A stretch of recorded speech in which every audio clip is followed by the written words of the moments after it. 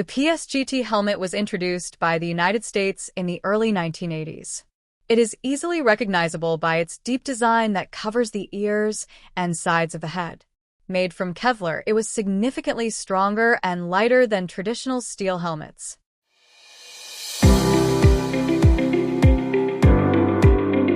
The PSGT was primarily designed to protect soldiers from shrapnel rather than direct bullets.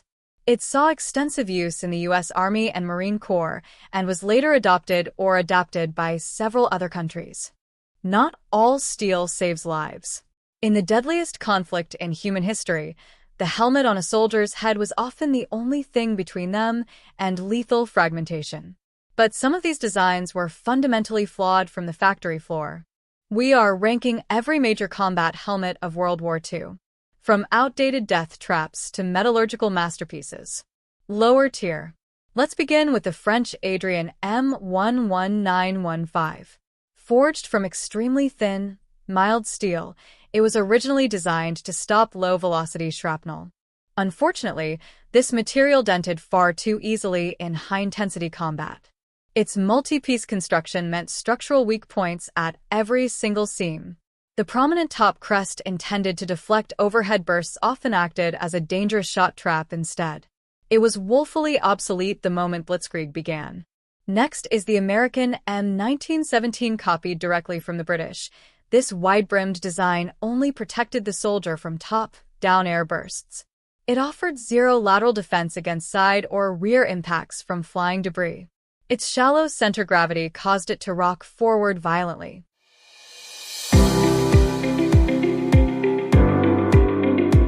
This constant shifting often blinded the wearer during rapid infantry advances. By 1939, its geometry was fundamentally unsuited for mobile warfare. Moving on, we have the British Brodie Mark I. This shallow bull shared the exact same fatal flaws as the American copy.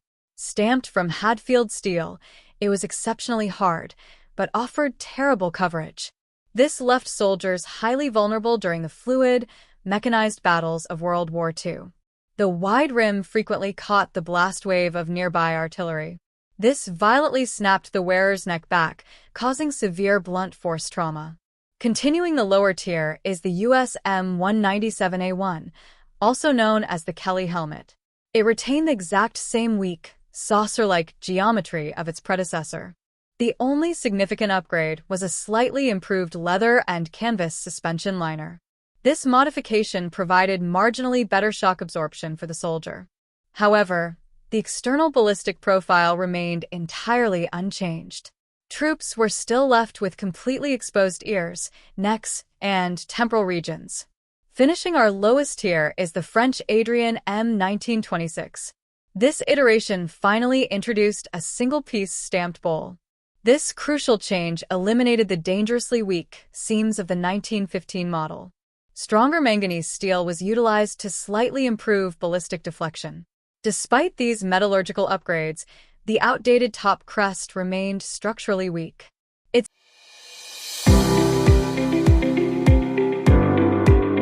still completely lacked the necessary lateral depth required for modern infantry survival.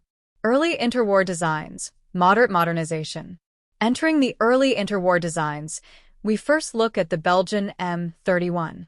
The Belgians pushed for a deeper brim to provide better neck and side protection. It was a step in the right direction geometrically. This offered vastly superior coverage compared to the aging Adrien model. Unfortunately, the domestic metallurgy was still relatively crude at the time. The steel alloy lacked the proper heat treatment to reliably stop high-velocity fragmentation. Next up is the Dutch M34. This uniquely oval-shaped helmet was immediately recognizable by its distinct slotted comb on top. While it provided decent top protection, the severe undercut left the lower neck dangerously exposed. The steep angle of the skirt did very little to deflect low treachery shrapnel. Furthermore, the ventilation slots compromised the overall structural strength of the dome.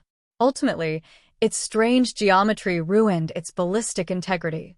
Following that, we have the Polish WZ.30, one-coated in an innovative anti-glare textured salamander paint. It excelled at camouflage. The steel composition was highly respectable for the era. It featured a very resilient nickel chroma-lived-in-them alloy construction. However, the shell was simply not as deep as contemporary German or Soviet designs. This left a critical gap in lower cranial protection during prone combat. Continuing, let's examine the Greek M34s39.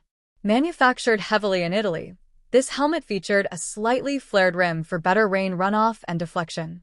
The overall profile was an interesting visual compromise between the Italian and British designs. Unfortunately, low alloy testing and inconsistent heat treatment plagued its entire production run. The resulting steel was often far too brittle to withstand direct combat stress. This led to catastrophic failures under direct artillery fire. Rounding out this tier is the Japanese Type 90. It boasted a modernized dome-like shape for excellent initial deflection. Sadly, its actual material strength was severely lacking on the battlefield. Constructed from brittle 1 mm chrome molybdenum steel, it notoriously failed against standard shrapnel. The inferior heat treating process meant the metal would crack and shatter rather than deform. It was a highly modern geometry completely ruined by poor metallurgy. Mid-tier modernized 1930s infantry helmets. Starting the mid-tier of modernized 1930s designs is the Czechoslovak VIS-32. This design was highly compact and lightweight. These traits made it remarkably comfortable for infantry during long marches. However, the internal suspension system caused the steel shell to sit unusually high on the wearer's head. This significantly reduced the actual surface area of protection around the ears and neck. It was a well-made helmet that simply didn't cover enough mass. Next in this tier is the Bulgarian M36. Heavily influenced by German engineering, it shared a highly effective profile with the Stahlhelm. To save on weight and streamline production costs, the Bulgarians utilized notably thinner steel.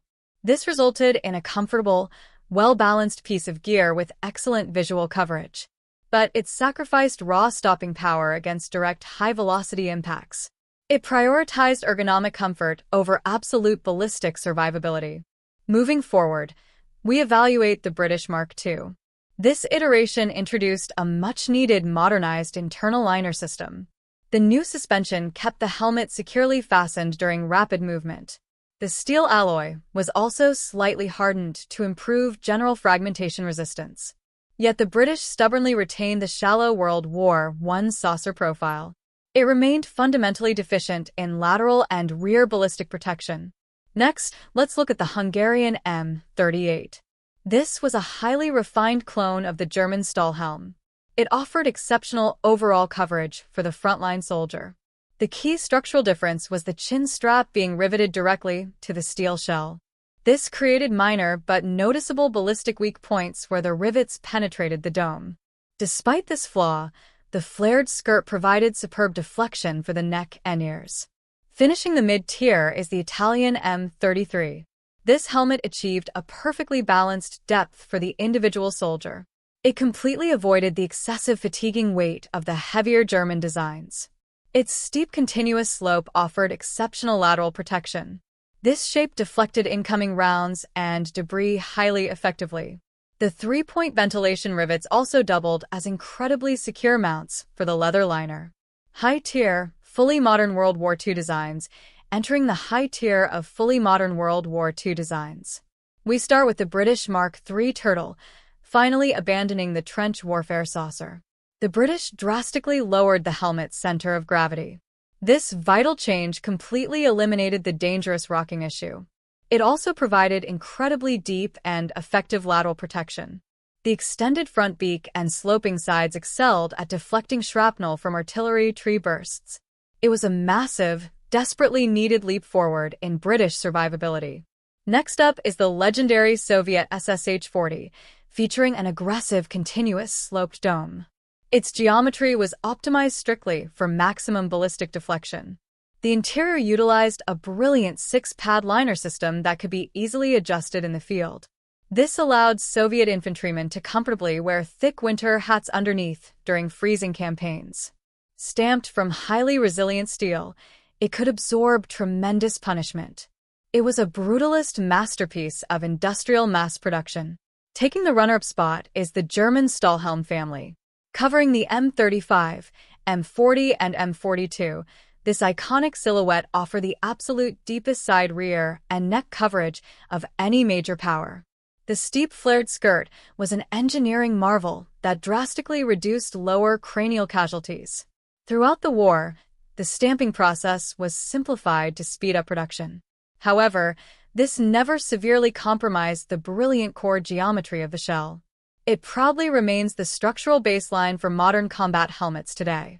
Finally, at number 1, we have the American M1 helmet. This was a revolutionary two-piece design featuring a hardened manganese steel outer shell.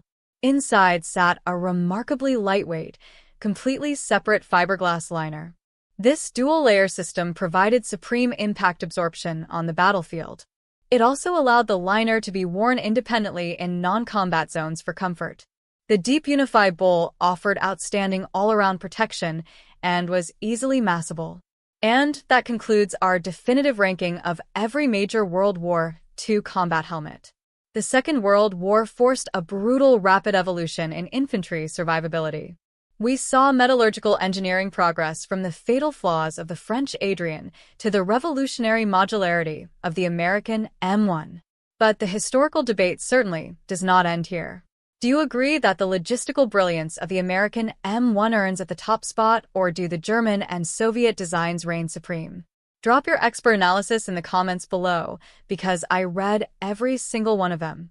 If you demand strictly accurate deep dive military history content, hit that subscribe button and ring the notification bell.